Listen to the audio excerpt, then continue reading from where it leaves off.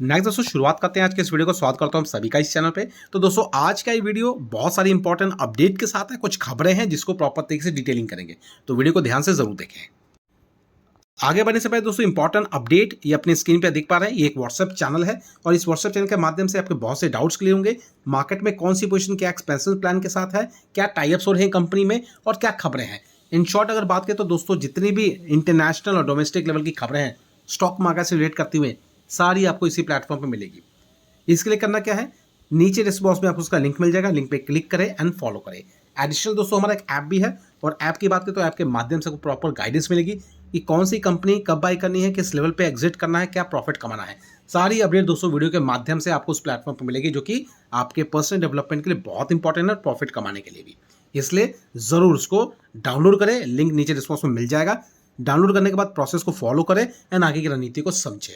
Google play store and iOS Apple iOS दोनों पे ही available है, तो जरूर जाइए इन दोनों चीज़ों को फॉलो एंड डाउनलोड करें। अब बात करते हैं बाजार निफ्टी 50 को लेके। तो आज के दिन का अगर मूवमेंट अगर देखें और क्लोजिंग अगर देखें तो कह सकते हैं समहाउ इतना सेटिस्फैक्ट्री परफॉर्मेंस देखने को नहीं मिलेगा। रीजन क्या है दोस्तों अगर बात करें, इनफैक्ट अगर बात करें तो लास्ट फ्राइडे के दिन जो यूएस मार्केट में हुआ था, कह सकते हैं रेट कट्स को लेके काफ़ी ज़्यादा खुशहाली, स्टॉक्स में तेज़ी, बाजार में तेज़ी, ऑलमोस्ट 850 पॉइंट से ऊपर की जंप हुई थी। मगर यहाँ देख सकते हैं इंडियन मार्केट पे इसका कोई असर देखने को, कुछ खास देखने को नहीं मिला है। एक्टिविटी की बात करें तो दोस्तों ऑनगोइंग बहुत सारी एक्टिविटी है। फिलहाल अगर बात करें तो दोस्तों अगर वन बाय वन चीज़ों को देखें तो बहुत सारे पॉइंट्स मिल जाएंगे। सबसे जो पहला पॉइंट है जिसकी वजह से बाजार काफ़ी ज़्यादा वॉलेटाइल रहा है, अगर वो देखें तो बाजार में एक्टिविटी जो कि रिलायंस इंडस्ट्रीज की तरफ से थी, 0.32% के आसपास का मूव, 14-13 के आसपास का लेवल। अब रिलायंस इंडस्ट्रीज में इतनी वॉलिटिलिटी क्यों थी? है तो ये large cap category stocks, generally अगर देखें तो इतनी ज़्यादा लार्ज कैप कैटेगरी स्टॉक्स में वॉलिटिलिटी होती नहीं है। तो यहाँ पे जो दोस्तों कंसर्न पॉइंट है फिलहाल बहुत बड़ी एक्टिविटी एजीएम मीटिंग, और ये दोस्तों एजीएम जो मीटिंग है ये मीटिंग दोस्तों कंडक्ट होने वाली है इसी फ्राइडे 29 अगस्त पर। अब दोस्तों अगर बात करें 29 अगस्त तो इन्वेस्टर को इंतजार है मार्केट में जियो से रिलेटेड आईपीओ की खबर की।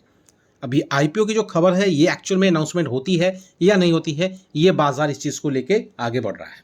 तो इसकी वजह से बाजार कह सकते हैं आज के दिन काफ़ी ज़्यादा वॉलेटाइल था इसी खबर की वजह से, क्योंकि यहाँ पे अगर देखें तो मूवमेंट जो थी ज़्यादातर आपको निफ्टी 50 में देखने को मिली होगी, और जितने भी स्मॉल कैप के स्टॉक्स हैं, मिड कैप के स्टॉक्स हैं, उनमें जनरली आपको प्रॉफिट बुकिंग ही या फिर लाल निशान ही देखने को मिला है।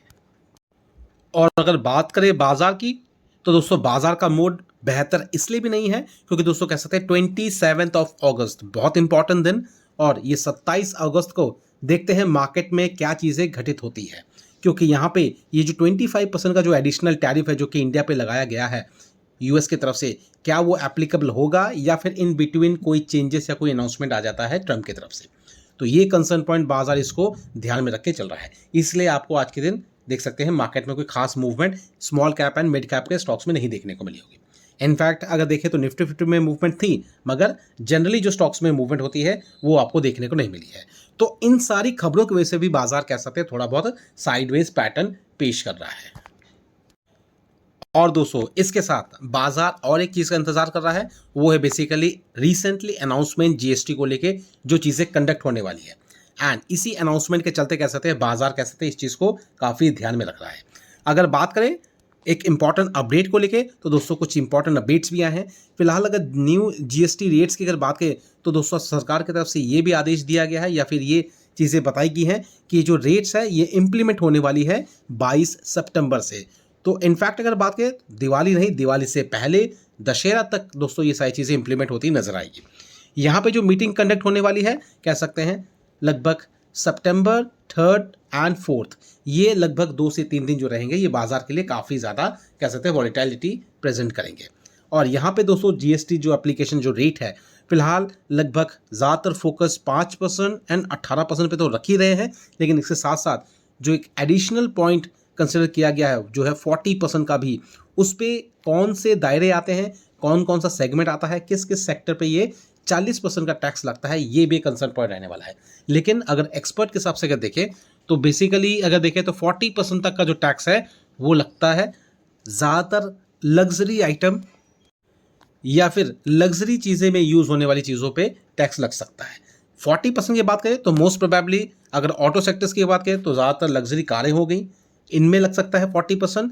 बाइक्स की बात करें तो सुपर बाइक्स होगी, इनमें लग सकता है। या फिर लग्जरी आइटम्स में डिपेंड करता है, ज्वेलरीज की बात कर ले या फिर महंगे आइटम्स हो गए, उन पे लगभग 40% का जीएसटी का इम्प्लीमेंटेशन हो सकता है। रेस्ट अमाउंट की बात करें तो दोस्तों यहाँ पे 5 और 18% के बीच का ही दायरा रहेगा, मतलब या तो 5% या फिर 18%, जो भी डिपेंड करता है उसकी क्रिटिकलिटी पे, उस हिसाब से उस पर एप्लीकेबल होगा। और इस कह सकते हैं डिसीजन के कारण सरकार को लगभग 40,000 करोड़ का जो रेवेन्यू है वो लॉस में जाता हुआ देखने को मिलेगा। तो फिलहाल ये सिर्फ सरकार, हम सेंट्रल गवर्नमेंट की बात नहीं कर रहे हैं। इनफैक्ट अगर देखें तो दोस्तों जो स्टेट गवर्नमेंट है उनकी तरफ से भी कह सकते हैं थोड़े बहुत लॉसेस बियर करने पड़ेंगे। और इसी चीज़ का देख सकते हैं इम्पैक्ट आपको ऑटो सेक्टर में भी देखने को मिलेगा, क्योंकि दोस्तों फेस्टिवल सीजन की बात करें तो फेस्टिवल सीजन के दौरान ऑटो सेक्टर की तरफ से बहुत अलग अलग तरीके के ऑफर्स आते हैं। लेकिन यहाँ पे देखें तो दोस्तों ज़्यादातर लोगों के मन में डर है कि बेसिकली इस पर नेगेटिव इम्पैक्ट पड़ सकता है। और रही बात जीएसटी रिफॉर्म को लेके, तो देख सकते हैं यहाँ पे अगर चीज़ों को ऑब्जर्व करें तो यहाँ पे बहुत सारी चीज़ें आपको देखने को मिलेंगी। जैसे कि देख सकते हैं ब्रैकेट के हिसाब से नॉर्मल जो कारें होती हैं जो कि इको फ्रेंडली होती है, या फिर ऐसा कह सकते हैं जो नॉर्मल रेंज में आती है सीसी के हिसाब से भी अगर बात करें तो लगभग वो 12% या फिर 28% के जीएसटी स्लैब में जो थी पहले, वो लगभग 18% के जीएसटी स्लैब में मतलब आती हुई नजर आ सकती है। लेकिन जो 40% का जो स्लैब है, जो एक्स्ट्रा मतलब कह सकते हैं क्रिएट किया गया है, उनमें लगभग लग्जरी और अल्ट्रा लग्जरी टाइप की जो गाड़ी है वो इंक्लूड हो सकती है। तो कह सकते हैं ये एक इंपॉर्टेंट फैक्टर है, और इसकी वजह से आप कह सकते हैं जीएसटी में थोड़ा बहुत चेंजेस आपको नजर आएंगे। इम्प्लीमेंटेशन की बात करें तो बहुत सारे पेपर वर्क्स है, टाइम लगता है उस चीज़ में, तो ये इम्प्लीमेंट मोस्ट प्रोबेबली कह सकते हैं दशहरा के टाइम पे होती नजर आएंगी। इसके साथ साथ दोस्तों ध्यान रखें, अगर हम बात करते हैं होटल इंडस्ट्रीज़ को लेके, तो होटल इंडस्ट्रीज़ में भी इसका थोड़ा बहुत इफेक्ट पड़ सकता है। अब वो किस तरीके का इफेक्ट पड़ेगा, इस पे क्या जीएसटी लगेंगी, इसको लेके भी बहुत ज़्यादा कंसर्न पॉइंट है। इससे देख सकते हैं ब्रोकरेज हाउसेस के द्वारा अलग अलग तरीके के कह सकते हैं बाइंग की कॉलिंग या रेटिंग की कॉलिंग, जो भी रेटिंग कॉलिंग है वो आपको यहाँ पे देखने को मिल जाएगी। तो किसी तरीके का कोई भी रिकमेंडेशन नहीं है, आप देख सकते हैं सिर्फ एक प्रॉपर रिपोर्ट है जो कि हम कवर कर रहे हैं, तो ध्यान रखें, इस पर भी आपको नजर रखनी है। नेक्स्ट दोस्तों इंपॉर्टेंट अपडेट वो है दोस्तों जीडीपी डेटा। एनओसी की बात करें दोस्तों, ये डेटा रिलीज करने वाले हैं लगभग 29 अगस्त, और डेटा रहेगा दोस्तों अप्रैल से लेकर जून तक का। यहाँ पे दोस्तों अगर पोलिंग के हिसाब से देखें तो ग्रोथ लगभग 6.8% तक के आंकड़े के हिसाब से पेश किए जा सकते हैं। अब यहाँ पे अगर ऑब्जर्व करें तो बहुत सारी चीज़ें हैं, क्योंकि दोस्तों ये सारा इम्पैक्ट आपको 27 अगस्त जो कि रेट एप्लीकेबल है टैक्सेस को लेके, उसके हिसाब से भी आपको ऑब्जर्व होते हुए नजर आएंगे। फिलहाल इसका जो मेजर कह सकते हैं असर है वो आपको इस बार के जीडीपी डेटा में नहीं देखने को मिलेगा। वो डेटा का असर जो है आने वाले नेक्स्ट जीडीपी डेटा जब भी रिलीज होगा उस वक्त होगा, क्योंकि जो भी रेट्स एप्लीकेबल हो रहे हैं ये 27 तारीख को हो रहे हैं और डेटा 29 तारीख को रिलीज होगा। तो इस बार जो ये डेटा कंसिडर किया जा रहा है ये तो दोस्तों बेसिकली है ही उस महीने का डेटा जहाँ पे कह सकते हैं 50% का टैरिफ एप्लीकेबल था ही नहीं। जो एप्लीकेबल है टैरिफ का जो कि 27 अगस्त से रहेगा, इसका जो डेटा निकल के आएगा वो दोस्तों आने वाले नेक्स्ट जीडीपी डेटा का अनाउंसमेंट जब होगा उस वक्त इसका इंपैक्ट देखने को मिलेगा कि कितना ज़्यादा इसका इफेक्ट पड़ा है हमारा इंडिया के जीडीपी पे। फिलहाल अगर बात करें तो दोस्तों एक रिपोर्ट है, देख सकते हैं national statistics office will release India's gross domestic production, जिसको हम जीडीपी डेटा कहते हैं, जो कि अप्रैल से लेकर जून क्वार्टर तक का रहेगा for the current financial year on 29 अगस्त। तो ये दोस्तों कह सकते हैं आपको देखने को मिलेगा। एस्टिमेट के हिसाब से 6.8% तक के आंकड़े लगा सकते हैं। और फिलहाल इस एक्सपेक्टेशन की बात करें तो दोस्तों देख सकते हैं ये जो डेटा है अगर इसको कंपेयर करते हैं एक साल पहले से, जो कि पहले 6.5% था, अभी आप देख सकते हैं एक्सपेक्ट के हिसाब से 6.8% तक देखने को मिल सकता है, जो कि सम काइंड ऑफ कह सकते हैं बाजार के लिए एक पॉजिटिविटी ही क्रिएट करेगा। नेक्स्ट दोस्तों अगर इंपॉर्टेंट अपडेट देखें तो IREDA, तो कह सकते हैं रिन्यूएबल सेक्टर से खबर आती हुई एक अच्छी खबर। फिलहाल IREDA को लेकर देखें तो कह सकते हैं कुछ प्रोजेक्ट किए गए हैं, और फिलहाल अगर प्रोजेक्शन की बात करें तो सेट किया गया है फाइनेंशियल 2026 के लिए। टारगेट हिसाब से अगर देखें तो लगभग 22% तक की ग्रोथ देखने को मिल सकती है इसी ईयर। और इसी चीज़ के चलते आप देख सकते हैं एक मेमोरेंडम भी साइन हुआ है MOU, जो कि बेसिकली देख सकते हैं IREDA एंड कह सकते हैं साइन परफॉर्मेंस जो हुआ है वो लगभग कह सकते हैं ministry of new renewable energy के साथ हुआ है। एंड बेसिकली दोस्तों अगर देखें तो ये एक तरीके का स्ट्रैटेजिक टारगेट्स हैं जो कि कंपनी फुल फाइनेंशियल ईयर में अचीव करेगी। और ये सारी अनाउंसमेंट देख सकते हैं आज ही के दिन हुई है, मंडे के दिन, जो कि 25 अगस्त है। इस हिसाब से अगर देखें तो जो चीज़ें प्रेजेंट की गई हैं टारगेट रेवेन्यू के तौर पे अगर देखें तो लगभग 8,200 के आसपास का आंकड़े लगाए गए हैं। इसके माध्यम से क्या होगा, इसके माध्यम से दोस्तों बाजार में कह सकते हैं स्टॉक को लेके पॉजिटिविटी रहेगी और इन्वेस्टर्स को कह सकते हैं एक जरिया मिलेगा कि अगर वो IRED में इन्वेस्ट करते हैं तो किस तरह का रिटर्न मिल सकता है। प्रोजेक्शंस क्लियर है, बिल्कुल 22% तक की ग्रोथ देखने को मिल सकती है और प्रॉफिट कितना होगा ये भी हम दोस्तों आने वाले सेशन में देखेंगे ज़रूर। लेकिन फिलहाल इस तरह की जो एक्टिविटी है उस हिसाब से देखें तो बाजार को एक पॉजिटिविटी मिलती है, क्योंकि मैनेजमेंट अगर इस चीज़ को लेकर आगे खुद बढ़ती है और डिक्लेरेशन देती है तो सम काइंड ऑफ एक पॉजिटिव एक्शन भी देखने को मिलता है। तो ध्यान रखें, इस पर भी आपको नजर रखनी है। नेक्स्ट दोस्तों का कवर करें तो देख सकते हैं IPO। तो IPO दोस्तों जो विक्रम सोलर कह सकते हैं सोलर इंडस्ट्री से बिलोंग करता है, ये जो पोजीशंस है ये कल के दिन मार्केट में लिस्ट हो सकती है। एंड लिस्टिंग की अगर बात करें तो यहाँ पे आंकड़े लगाए जा रहे हैं कि 12% तक का लिस्टिंग गेन मिल सकता है, लेकिन ये कंफर्म्ड नहीं है, ये जस्ट एक तरीके का कह सकते हैं ऑब्जर्वेशन है। अब एक्चुअल में कितने लिस्टिंग होती है ये दोस्तों कह सकते हैं काफ़ी ज़्यादा कह सकते हैं वॉलिटिलिटी है, क्योंकि 12% कोई लॉजिक नहीं बनता कि इस 12% के लिए हम तरीके से अप्लाई करें IPO में।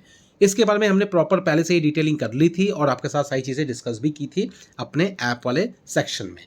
अगर आपने नहीं देखा होगा तो जरूर जाके देख सकते हैं, ऐप में सारी वीडियो अपलोडेड है। अगर बात करें विक्रम सोलर को लेके इतना कहूँगा, मेन मार्केट जब ये लिस्ट होगा उस वक्त भी करना क्या है ये हम दोस्तों लिस्टिंग के बाद सारी बातों को प्रॉपर डिस्कस करेंगे, थोड़ा सा इंतजार जरूर करें।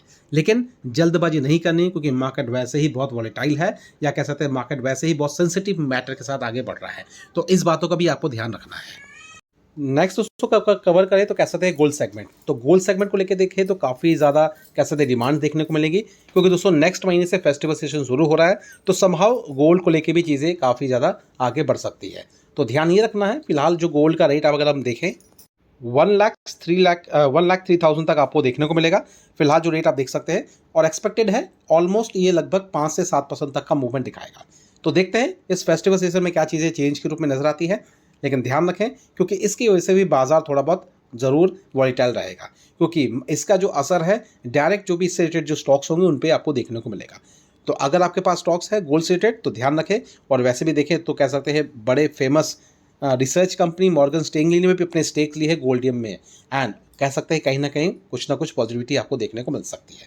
तो ध्यान रखें, किसी तरह की कोई रिकमेंडेशन नहीं है, जस्ट एक ओवरव्यू है, प्रॉपर तरीके से डिटेलिंग करें अपने लेवल पे, और किसी भी तरीके का डिसीजन लेने से पहले अपने फाइनेंशियल एडवाइजर से ज़रूर सलाह कर लें। तो ये सारी अपडेट बाजार से रिलेटेड जो भी हमने डिस्कस की है फिलहाल इंपॉर्टेंट है, इस हिसाब से चीज़ों को लेकर चले एंड अपने लेवल पर भी रिसर्च ज़रूर करें। नेक्स्ट जो है जो चीज़ें हमने बात की थी, दो चीज़ें, एक हमारा ऐप है और दूसरा है व्हाट्सएप चैनल, दोनों को फॉलो करें जिसका लिंक आपको मिल जाएगा नीचे डिस्क्रिप्शन बॉक्स में। तो फिलहाल क्या करते हैं, यहाँ पे वीडियो को वाइंड अप करते हैं, मिलते हैं अपने नेक्स्ट वीडियो जो कि हमारे ऐप में आएगा। Thank you for watching and bye bye.